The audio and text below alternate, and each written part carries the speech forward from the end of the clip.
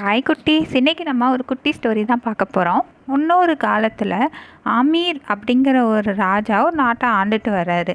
அவர் ரொம்ப ஆடம்பரத்தை விரும்புகிறவராக இருக்கிறாரு. ஒரு தடவை எதிரி நாட்டுக்கு போருக்கு போகிறாரு. அப்போ அவருக்கு தேவையான உணவுப் பொருட்கள் எல்லாம் 300 ஒட்டகங்கள் சுமந்துட்டு போகுது.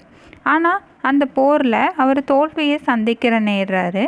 அதனால் உயிர் தப்பிச்சா போதும்னு ஓடி வந்துடுறாரு. ஓடி வந்த இடத்துல பதுங்கி இருக்கிறப்போ பசி தாங்க முடியாமல் அவர் கூட வந்து சமையல்காரர்கிட்ட உடனே சாப்பாடு தயார் பண்ண சொல்கிறாரு. அப்போ அந்த சமையல்காரர்கிட்ட ஒரே ஒரு இறைச்சி துண்டு மட்டும்தான் இருக்குது. அதை பாத்திரத்தில் போட்டு நெருப்பு வைக்கிறாங்க.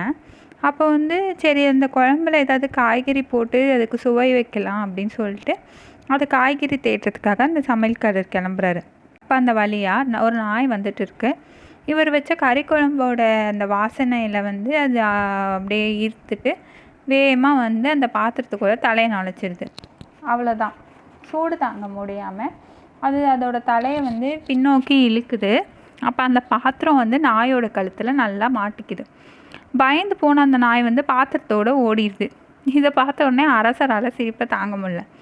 உடனே அந்த பக்கமாக வந்து சமையல்காரன் வந்து, அரசே, நம்மளே இருக்க கொஞ்சம் சாப்பாட்டையும் இழந்துட்டோம், நீங்கள் இப்படி சோகமாக இருக்கிற நேரத்தில் சிரிக்கிறீங்களே ஏன் அப்படின்னு கேட்குறாரு.